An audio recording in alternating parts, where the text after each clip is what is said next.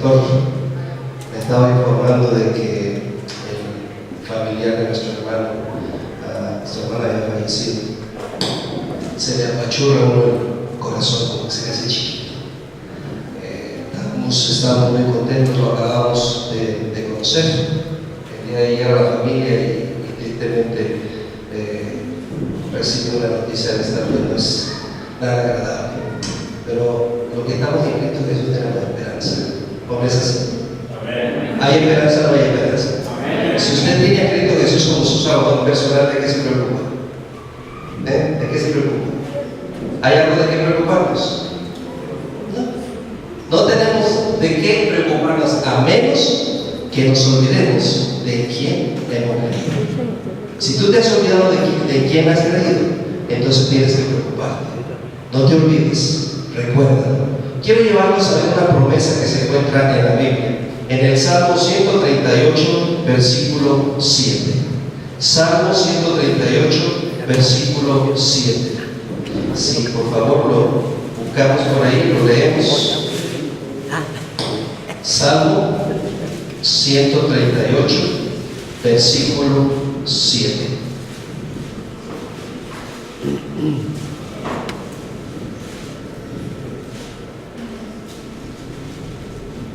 ¿Qué dice allí?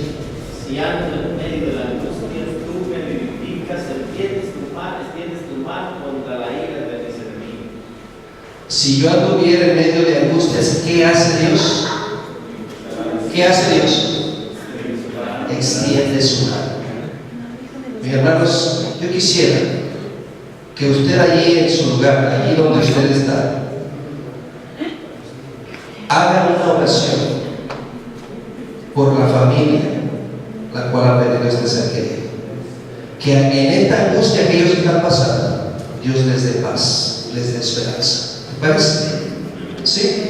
Un minutito, allí en su asiento, usted ore al Señor y yo voy a terminar con una oración. Ore al Señor pidiendo por esta familia que les ayude en esta angustia que está pasando.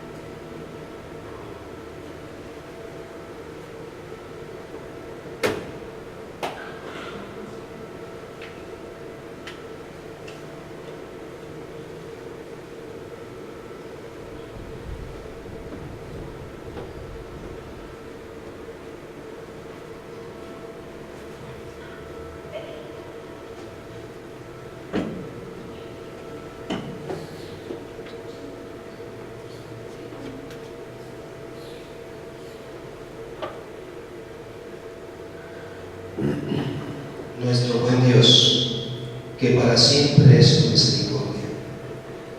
Tú que perdiste a tu Hijo y luego lo recuperaste, puedes entender la pérdida de un ser querido.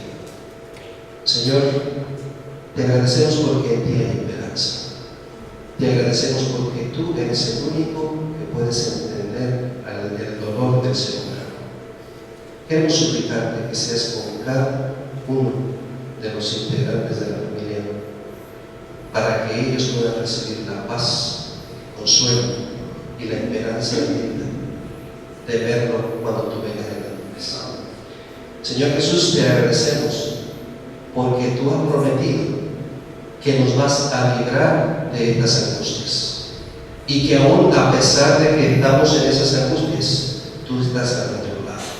Tú tienes poder para quitarlas de nuestro lado. Y si permite que pasemos por ellas, tú siempre estás ahí para ayudarnos, guiarnos hacia terreno seguro y firme. Queremos suplicarte pues por la familia y porque cada uno de mis hermanos pueda hacer suya esta promesa maravillosa. de que Jesús nos libra de la angustia en los momentos difíciles y aún en los momentos felices. Tú estás aquí con nosotros. Gracias en el nombre de Jesús. Amén. Hay algunos niños todavía aquí dentro de la iglesia. Tenemos una clase especial para ellos, si gustan llevarlos, para que ellos puedan tener su clasecita. Yo sé que lo veo chiquitito, ¿no? Pero nosotros los grandecitos, claro que sí, si gusta que ellos puedan pasar allá hay alguien que los puede atender. Si ustedes gustan, claro que sí. Muy bien. Ok, entremos en materia. ¿Cuál es el tema que vamos a ver el día de hoy? ¿Recuerdan ustedes? ¿Recuerdan ustedes el tema que tocaremos el día de hoy? San Juan 3:16. ¿Y de qué vamos a hablar? ¿Ah? Porque de tal manera amó que Dios al mundo, que ha dado a su Hijo unigénito, para que todo el que cree en Él no se pierda, mas tenga vida eterna. ¿Usted puede entender ese texto? ¿Usted lo entiende? El título del mensaje de hoy es El amor incomprensible de Dios. ¿Usted lo entiende? ¿Usted entiende que usted se ha portado mal y Dios le da vida eterna? ¿Usted entiende eso?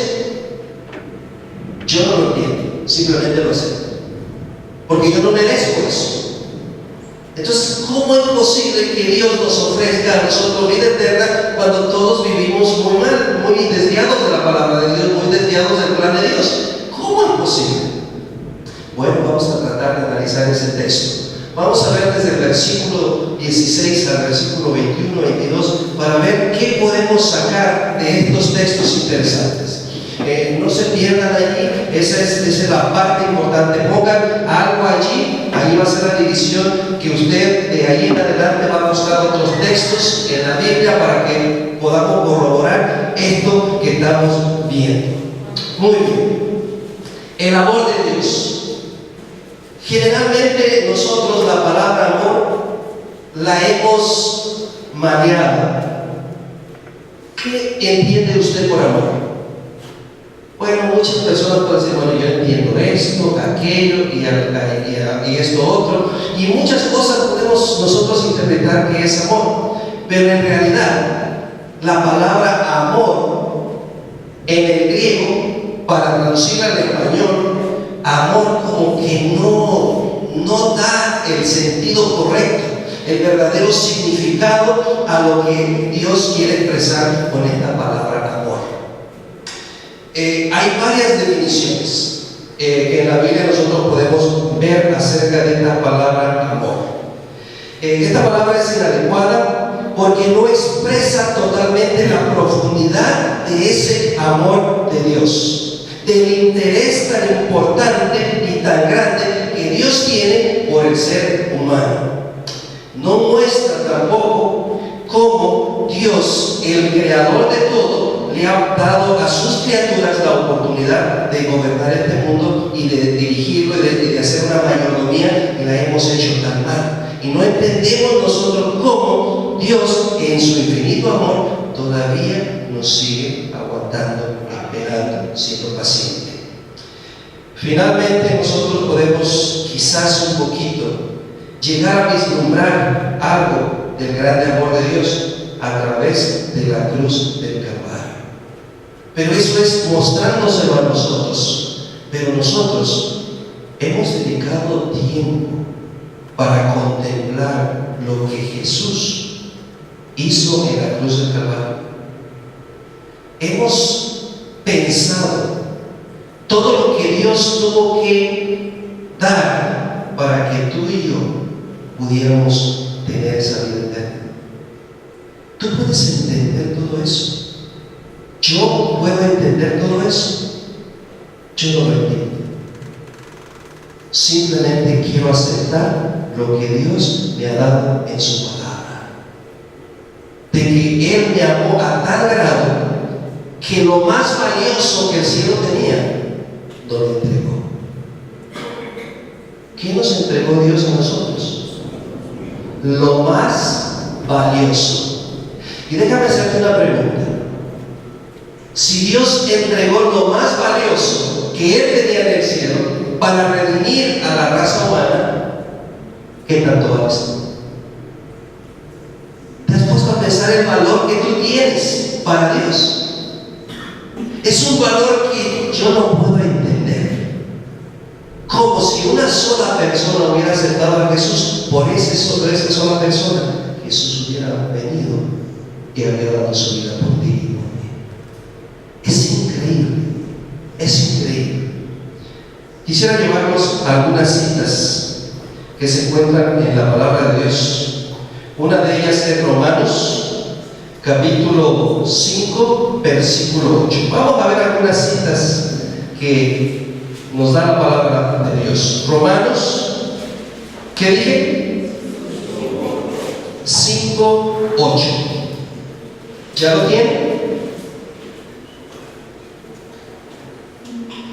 ¿Listos? Dice lo siguiente: mas Dios muestra su amor para con nosotros en que siendo aún, ¿qué cosa? Pecadores, ¿qué hizo? Cristo murió por quienes, por todos nosotros. Gracias. En otras palabras, antes de que tú siquiera tuvieras la intención de aceptar a Jesús, ¿qué hizo Él? Él ya entregó su vida por ti y por mí. ¡Qué amor tan grande! Vamos al libro de Juan, el capítulo 5 y el versículo 24.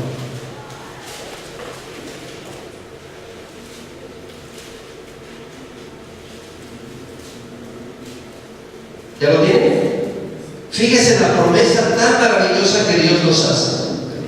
De cierto os digo, el que oye mi palabra y cree al que me envió, tiene vida eterna y no vendrá condenación, mas ha pasado de ¿qué? ¿Qué es lo que Dios te da a través de Jesucristo? ¿Vida qué? ¿Cuándo? Gracias.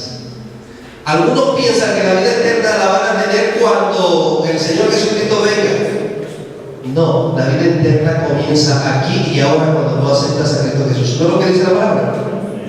Debemos de creer que la palabra es cierta y verdadera, de que tenemos vida eterna. Cuando nosotros estamos en Cristo Jesús, tenemos vida eterna hoy, en este momento y ahora, si yo acepto a Jesús como mi Salvador personal. Es algo difícil. ¿Lo entiendes? Es muy difícil de entender cómo un amor tan grande por Dios, por sus criaturas, de Dios por sus criaturas. La palabra nos dice que el que cree tiene vida eterna. ¿Crees eso? Porque Dios te está hablando a ti. La escritura fue dada al ser humano para que el ser humano lo tome, lo agarre, la haga suya.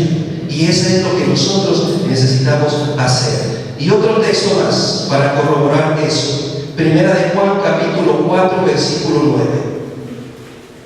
Primera de Juan, capítulo 4, versículo 9.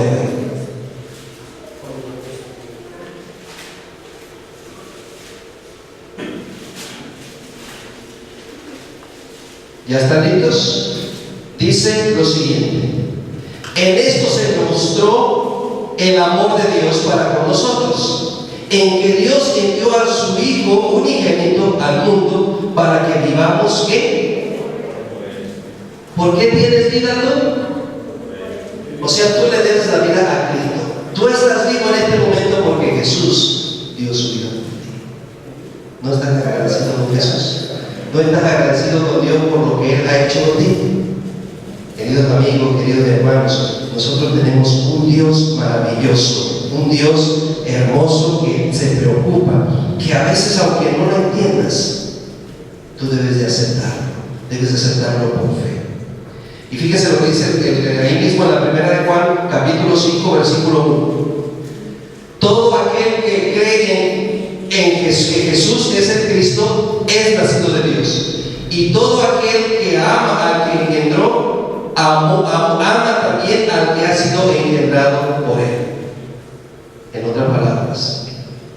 ese amor tan grande. Dios nos hizo, Él nos ha dado vida, pero no nada más nos ha dado vida, también nos ha dado ¿qué? Vida eterna. ¿En quién? En Cristo Jesús. En su palabra también nosotros encontramos algo muy interesante. Ahí dice, en el versículo 16 de Juan 3:16, la última parte dice: para que todo aquel que en Él cree no se pierda, mas tenga ¿qué cosa?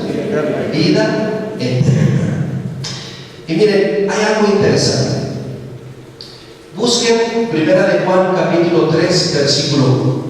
Y aquí es donde hay algo donde tú y yo deberíamos de pensar un poquito. Este texto nos habla de algo maravilloso que sucede en el ser humano. ¿Saben ustedes que nosotros le pertenecemos a Dios 3 veces? Le pertenecemos a Dios 3 veces. ¿Sí sabía usted?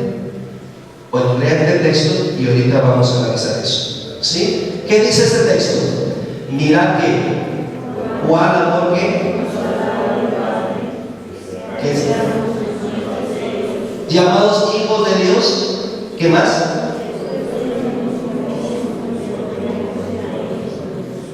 Ahora somos ¿qué? Y antes que éramos, mis hermanos, mis amigos. Si tú no has creído en Cristo, ¿qué pasa? Estás fuera de este texto, ¿verdad? Fíjense qué amor tan grande.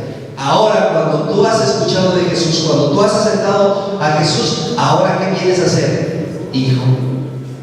Entonces yo les dije que le pertenecemos a Dios 3 veces, ¿no es así?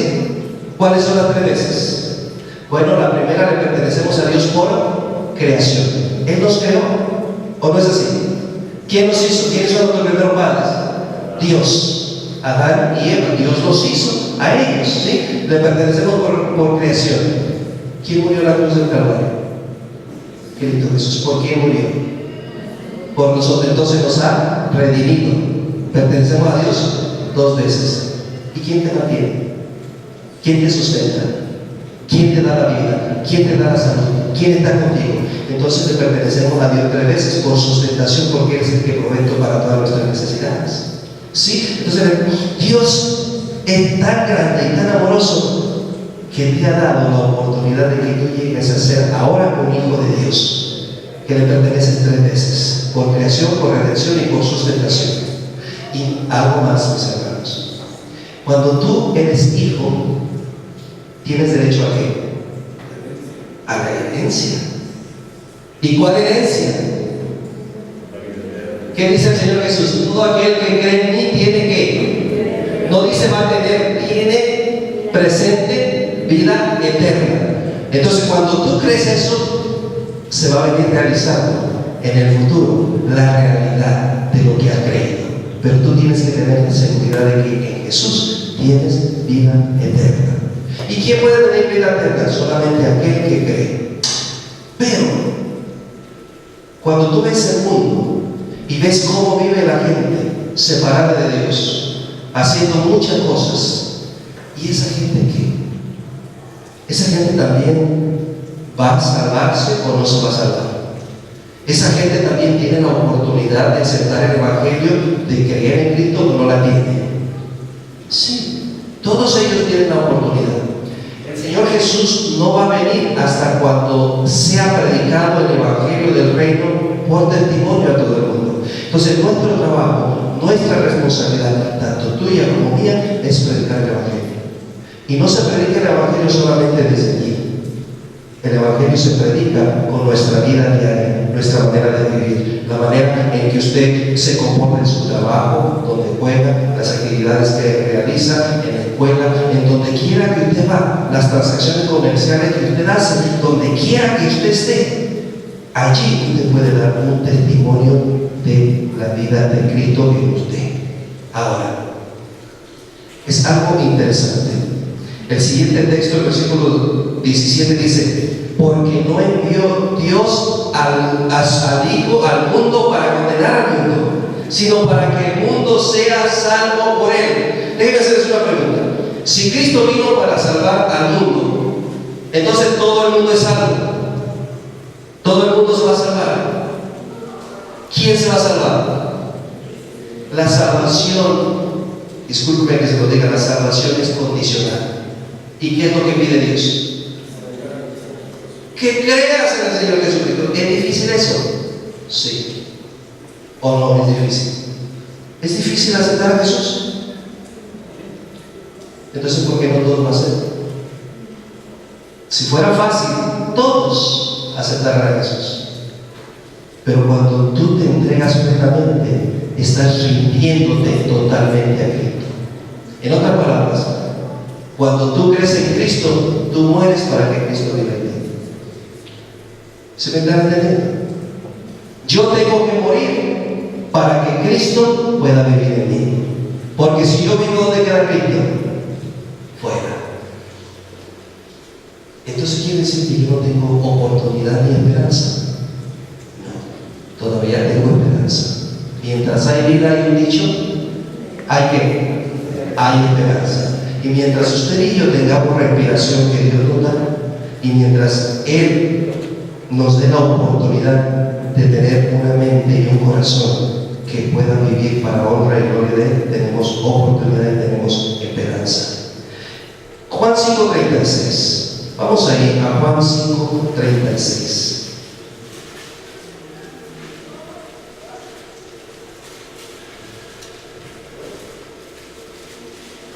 Dice lo siguiente: mas yo tengo mayor testimonio que el de Juan, porque las obras que el Padre me dio para que cumpliese las mismas obras que yo hago, dan testimonio de mí que el Padre me ha enviado. El amor de Dios se manifestó en Jesús, y el trabajo, la labor que Dios le dio a Jesús, ¿cuál fue? Mostrar el carácter del Padre. Ese trabajo que Dios le dio a Jesús, ¿lo realizó o no lo realizó? ¿Lo cumplió al pie de la letra? ¿Sí o no? ¿Fue fácil para Jesús o le costó mucho trabajo? Le costó mucho trabajo, al grado de que estando en el huerto de Getsemaní, allí de rodillas 3 veces le dijo: Padre, si es posible que pase de mí esta copa, o sea, esto que va a pasar conmigo, esto que se va a realizar en los momentos siguientes, si es posible que pase, pero si no, ¿qué dijo Jesús? Que se haga como tú quieras. 3 veces lo hizo, 3 veces estuvo allí. Díganme ustedes, ¿fue fácil? Sudó sangre. Cuando una persona suda sangre, ¿sabe por qué? Presión. Pero hay un quebrantamiento tremendo de corazón. Hay una transpiración tan fuerte de la agonía que tenía que tú y yo no lo podemos entender. Nosotros lo más que sudamos es gotas de agua, pero llegar a transpirar sangre era la agonía tan tremenda la cual Cristo pasó para salvarte a ti y a mí. Entonces por eso a veces yo no entiendo el grande amor de Dios por mí, a pesar de que Él sabía que muchos lo íbamos a negar o lo iban a negar. Sin embargo, a pesar de todo, el Señor Jesús dijo: yo doy mi vida por ellos, y gracias a Dios por ello. Hay otro texto más que vamos a leer allí mismo en el capítulo 8, versículo 15, el libro de Juan 8, 15.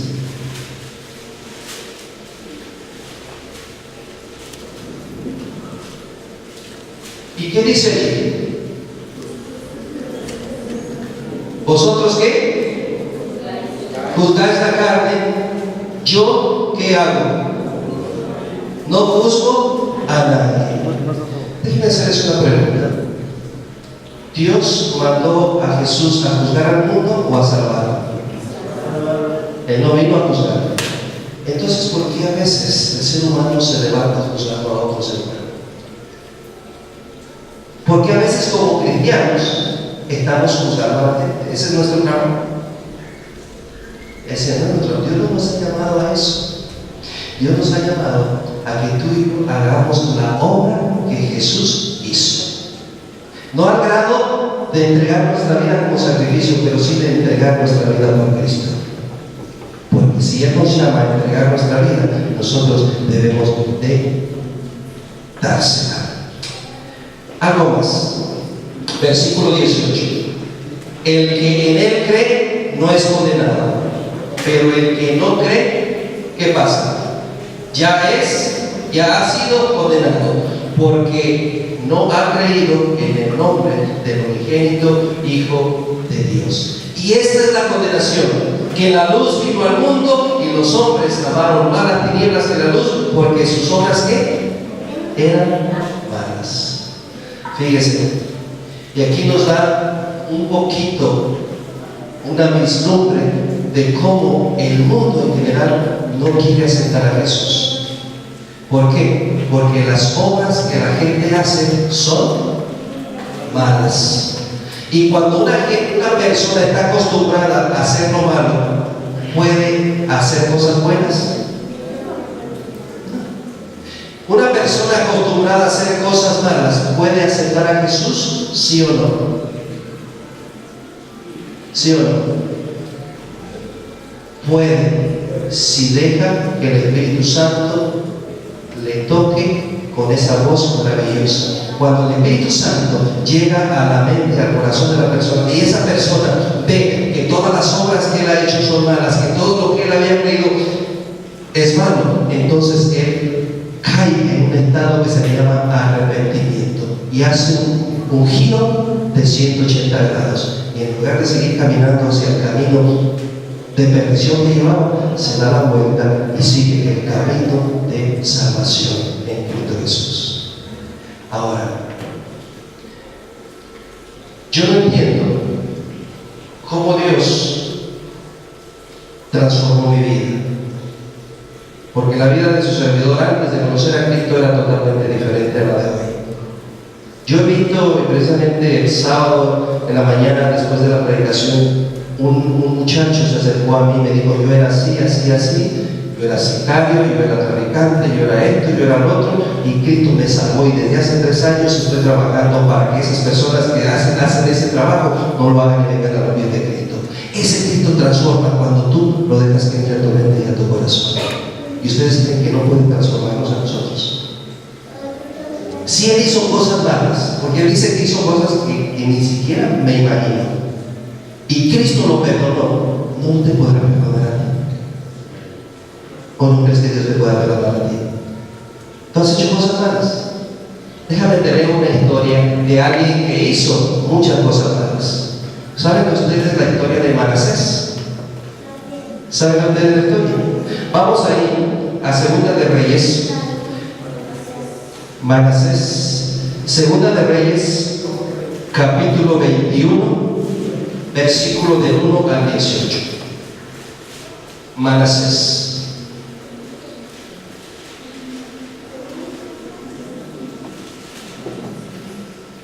¿Qué capítulo les dije? 21. ¿Y de qué versículo? Muy bien. Déjenme les platico antes que esto una historia. ¿Conocen ustedes la historia de David, el rey David? ¿Sí? El de la Biblia. ¿La conocen ustedes? ¿Quién era David?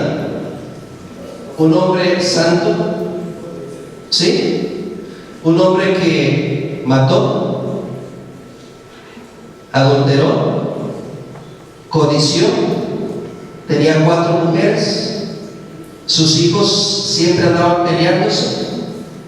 Y este hombre, Dios le dijo que era alguien como con el corazón de Dios. ¿Cómo puede ser eso posible? ¿Usted entiende eso? Un asesino, porque anduvo matando a mucha gente. Le codició a la mujer de su mejor general, de su mejor batallador. Lo mandó con su carta de sentencia para que lo mataran. Hizo muchas cosas. Y este hombre, Dios dice que va a estar en el cielo. ¿Usted entiende eso? Les voy a leer a alguien peor que David. Fíjense lo que dice. ¿Ya están listos? Dice lo siguiente: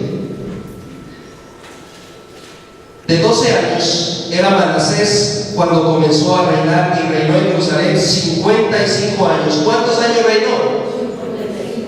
¿Qué tanto puedes hacer en 55 años como presidente? ¿Qué puedes hacer? Muchas cosas, o buenas o malas. Vamos a leer lo que hizo este rey. Dice lo siguiente, el versículo 2: e hizo lo bueno ante los ojos de Jehová. ¿Qué hizo? Hizo lo malo. ¿Cuántos años? ¿Sabe usted todo lo que hizo? Vamos a leerlo. Dice ahí: según las abominaciones de las naciones que Jehová había echado de delante de los hijos de Israel, porque volvió a edificar los lugares altos que Ezequías su padre había derribado, y levantó altares a Baal, e hizo una imagen a Acera, como había hecho Acab, rey de Israel, y adoró a todo el ejército del cielo y rindió culto a todas aquellas cosas. ¿Qué hizo Manasés? ¿Usted ha visto todos los actos que hay en el cielo? Él le hizo una imagen a todos esos actos y las adoró. Él hizo un altar a Baal, el enemigo acérrimo de Dios.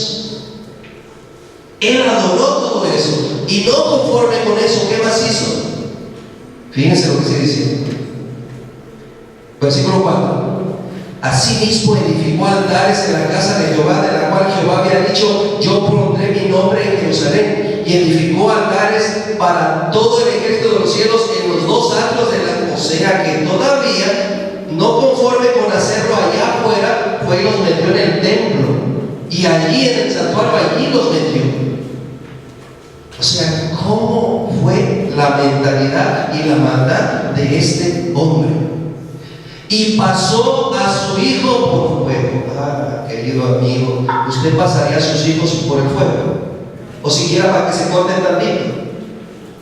Yo no lo haría. Sin embargo, este pasó su hijo, se lo ofreció en sacrificio a Dios Moloch. ¿Cómo este hombre que creía en Dios, cómo este hombre que era el rey de Israel, un pueblo que se decía que adoraba a Dios, cómo este rey le entrega a su propio hijo a ese Dios pagano? ¿Usted entiende eso? Y luego fíjese lo que sigue diciendo. Se dio a observar los tiempos y fue agorero, e instituyó encantadores y adivinos. Cuando Dios había mandado que mataran a todos los encantadores, a todos los adivinos, todos los que echaban suertes, todos los que leían las cartas, todo eso, Dios lo había prohibido. Sin embargo, este hombre todo eso puso. Así, dice, multiplicando así el hacer lo malo ante los ojos de Jehová, para provocarlo a ira, y puso una imagen de acera que él había hecho en la casa, la cual Jehová había dicho a David y a Salomón su hijo: yo pondré mi nombre para siempre en esta casa en Jerusalén, a la cual escogí de todas las tribus de Israel. Versículo 9, vamos a brincar todo lo demás. Mas ellos, cuando Dios le habló, ellos no escucharon, y Manasés los indujo a que hicieran más mal que las naciones que Jehová había destruido de delante de los hijos de Israel. Habló pues Jehová por medio de sus siervos los profetas, diciendo: por cuanto Manasés, rey de Judá, ha hecho estas abominaciones, ha hecho más mal que todo lo que hicieron los amorreos que fueron antes de él, también ha hecho pecar a Judá con sus hijos. En otras palabras, obligó al pueblo a adorar a otros dioses, a hacer otras imágenes, a provocarlos a ellos mismos, sacrificar a sus hijos. O sea, dice la palabra de Dios que este fue el peor de los reyes de Israel, el más malo. ¿Ustedes creen que Dios tuvo misericordia de este hombre? ¿Ustedes creen que lo tuvo? Vamos a leer lo que dice la Escritura. Vamos al versículo 16. Porque no fue suficiente todo lo que había hecho, todavía falta más. Fuera de esto, derramó Manasés mucha sangre inocente en en gran manera. O sea que el profeta, el escritor de Reyes dice, yo no encuentro números para decir cuánta gente mató. Y luego dice, hasta llenar a Jerusalén de extremo a extremo, además de su pecado con que hizo pecar a Judá para que hiciese lo malo ante los ojos de Jehová. ¿Cuántas cosas hizo este hombre? ¿Cuántos asesinatos hizo? Bueno, aquí en Segunda de Reyes no vamos a encontrar la respuesta si se arrepintió o no, pero en Segunda de Crónicas sí lo vamos a encontrar. Vamos a Segunda de Crónicas, el capítulo 33, y allí vamos a encontrar la respuesta. Segunda de Crónicas, capítulo 33, y allí vamos a encontrar la respuesta.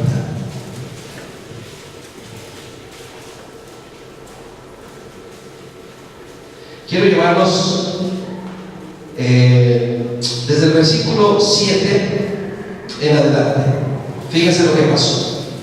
Hay unas cosas que aquí en Segunda de Crónicas se mencionan que no están en Segunda de Reyes. Así que cuando te vayas a su casa, estudiar los 2 capítulos para que puedan entender todo lo que hizo. Y además de esto, puso una imagen fundida que hizo en la casa de Dios, de la cual había dicho Dios David a Salomón su hijo: en esta casa y en Jerusalén, el cual yo elegí sobre todas las tribus de Israel, pondré mi nombre para siempre, y nunca más quitaré el pie de Israel de la tierra que yo entregué a vuestros padres, a condición de que guarden y hagan todas las cosas que yo les he mandado, toda la ley, los estatutos, los preceptos, por medio de Moisés. Y luego el versículo 9. Manasés pues hizo extraviarse a Judá y a los moradores de Jerusalén para hacer más mal que las otras naciones que Jehová había destruido de delante de los hijos de Israel. El versículo 10. Y habló Jehová a Manasés a su pueblo, mas ellos ¿qué? O sea que Dios sabía lo que estaba pasando. Dios estaba haciendo algo para que se parara la situación que estaba viviendo. Sí. ¿Quiso obedecer Manasés? No. Versículo 11. Por lo cual Jehová trajo contra ellos los generales del ejército del rey de los asirios, los cuales aprisionaron con grillos a Manasés y atado con cadenas los llevaron a Babilonia. Mas luego fue puesto en angustia. ¿Y qué hizo? Oró a Jehová su Dios, humillado grandemente en la presencia de Dios de sus padres. Y habiendo orado a él, fue atendido. Pues Dios oyó su oración y lo restauró a Jerusalén, a su reino. Y entonces reconoció Manasés que Jehová era ¿qué? ¿Usted entiende eso? Usted puede comprender todas las maldades que hizo ese hombre, y como castigo fue llevado a ir con los asirios, y ya estando allá simplemente dijo: ahora sí, Señor, ya. ¿Qué pasó en el corazón de Manasés estando allí? No nos dice cuánto tiempo estuvo cautivo, pero cuando esa persona llegó a ese estado, cuando cayó lo más bajo, ¿se acuerdan ustedes de la historia del hijo pródigo? Cuando estaba por allá atendiendo los puercos y estaba dándoles de comer y aún quería de comer, Manasés tuvo que llegar hasta ese grado, lo más bajo, lo más humillante para un rey, es ser llevado cautivo, aún por su propio Dios diciéndole: porque tú te portaste mal, tú entonces no vas a ir para allá, y te quedas cautivo. ¿Qué pasó en el corazón de Manasés? Hay una palabrita allí que es importante que usted y yo podamos atender. Dice lo siguiente: mas luego que fue puesto en angustia, oró a Jehová su Dios. ¿Y qué pasó con él? ¿Se humilló cuándo? ¿Eso qué quiere decir? Que se arrepintió de todo corazón, con toda su mente y con todas sus fuerzas, aceptó que se había equivocado. Mi hermano, mi amigo, yo no entiendo eso. Yo no entiendo la misericordia tan grande de Dios. ¿Tú no entiendes el amor tan grande que Dios tiene por nosotros? Él no pide que tú entiendas todo eso. Lo único que Él pide es que tú lo aceptes como tu único y suficiente Salvador. Eso es lo que te está pidiendo. Déjale a Él que se encargue de las cosas malas que has hecho en tu vida. Déjame hacerte una pregunta. ¿Cuántos de aquí han sido peores que Manasés? Levanten la mano. Ninguno. ¿Cuántos han sido peor que David? Levanten la mano. Bueno. ¿Cuántos han sido peor que Pedro? Negó a su maestro 3 veces. Ay, mi hermano, una vez. ¿Usted no ha negado a su maestro? Mi hermano, todos hemos negado a nuestro maestro. Como Pedro. No hemos hecho cosas tan malas como aquellos, pero tanto es malo esto como lo otro. Tanto pecado es negar a mi Cristo como pecado es hacer cualquier otro mal. ¿O no es así?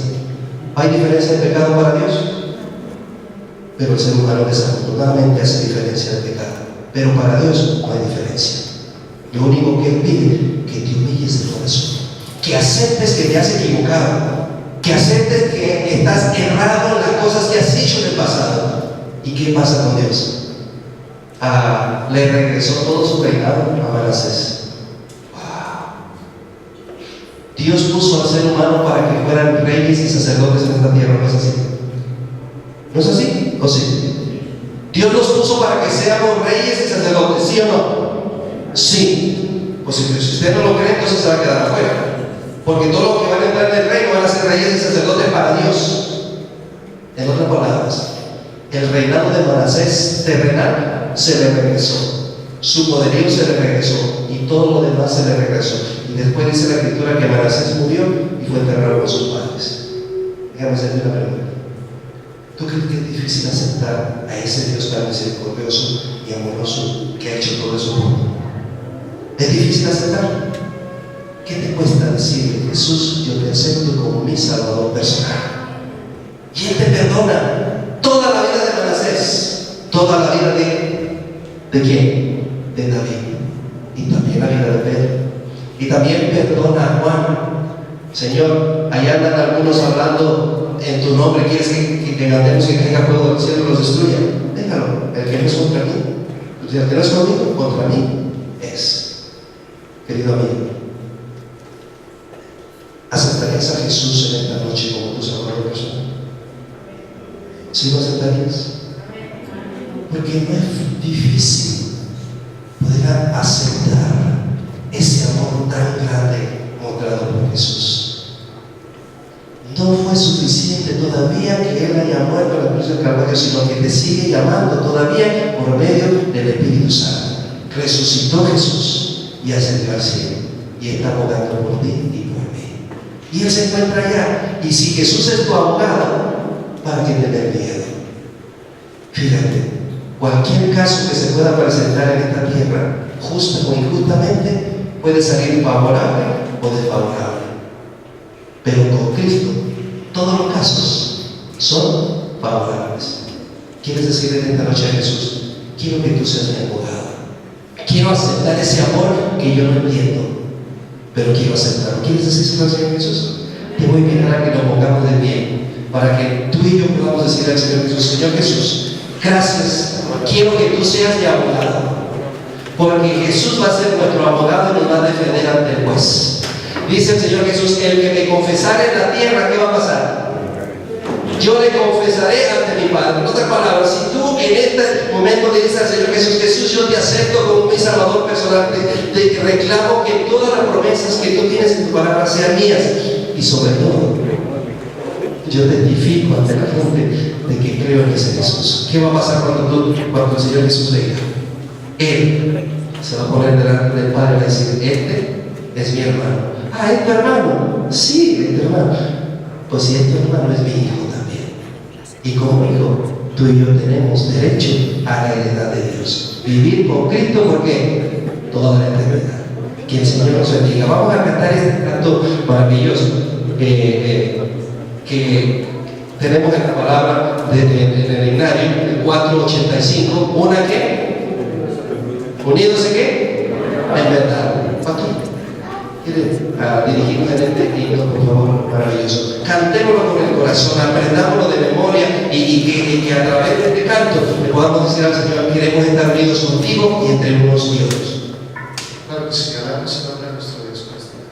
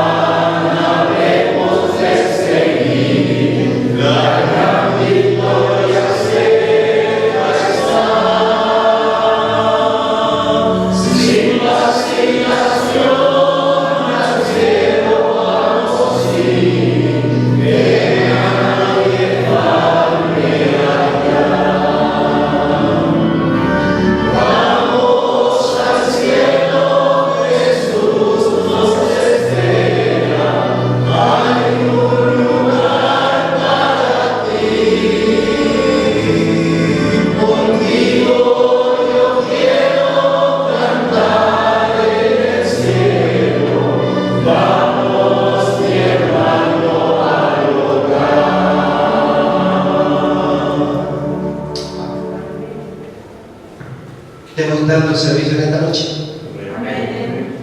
¿Te gustaría que otros se beneficiaran con el tema de mañana? ¿Te gustaría? Vamos a hablar de un tema muy importante. ¿A quién pertenecemos? Isaías 43. Vamos a hablar de ese tema maravilloso. ¿Saben que de la Escritura hay un libro que a mí me encanta mucho, y es el libro de Juan? Y el otro libro que me gusta mucho es el libro de Apocalipsis y Daniel. Pero en Isaías 43 se encuentra una de las promesas más ricas y más lindas que hay en toda la Escritura. ¿Te gustaría saber cuáles son? Ve mañana. Pero no venga solo, trae a otras personas. No se olvide de orar por la familia en sus necesidades. Oremos. Nuestro buen Dios, te agradecemos por todas las bondades que tú has mostrado en esta noche. Hay tantas historias en tu palabra de que el amor tuyo es tan grande que yo no lo puedo entender. En mi mente tan pequeña no puedo captar todo aquello tan grande que tú hiciste por nosotros y que sigues haciendo. Lo único que te pedimos en esta noche es que podamos aceptar ese amor tuyo y que nuestras vidas al contemplar a Jesús sean transformadas para la honra y gloria tuya. Que tu Espíritu Santo tome nuestra mente, tome nuestro corazón y que nos haga contemplar a Jesús y reflejar a Jesús en nuestras vidas. En su nombre te lo rogamos. Amén. Bien, vamos a